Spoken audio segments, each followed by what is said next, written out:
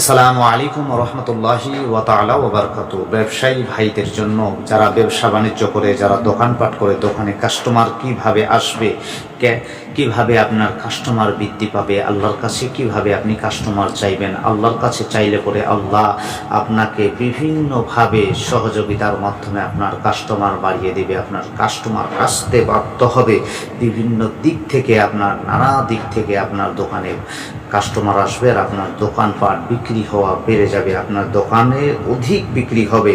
সেই জন্য রিজিকের জন্য, কাস্টমার বাড়ানোর জন্য এই দোয়াটি আপনাকে আমল করতে হবে। এটাও আপনাকে সকালবেলা করতে হবে। সকালবেলা যদি এই আমলটি আপনি করতে পারেন, অন্তত কমপক্ষে 7 বার করবেন। আল্লাহুম্মা ইন্নী আসআলুকা রিজকান তাইয়্যিবা ওয়া ইলমান নাফিআ ওয়া আমালান মুতাকাব্বালা। এই দোয়াটি 7 বার পড়বেন। আল্লাহুম্মা ইন্নী আসআলুকা রিজকান তাইয়্যিবা ওয়া ইলমান নাফিআ ওয়া আমালান মুতাকাব্বালা। এই দোয়াটি 7 বার আপনি আমল করবেন। আপনার দোকানে কাস্টমার বৃদ্ধি হবে, আপনার দোকান বেশি বেশি করে বিক্রি হওয়া শুরু করবে। আর এই আমলটি একটি পরীক্ষিত আমল।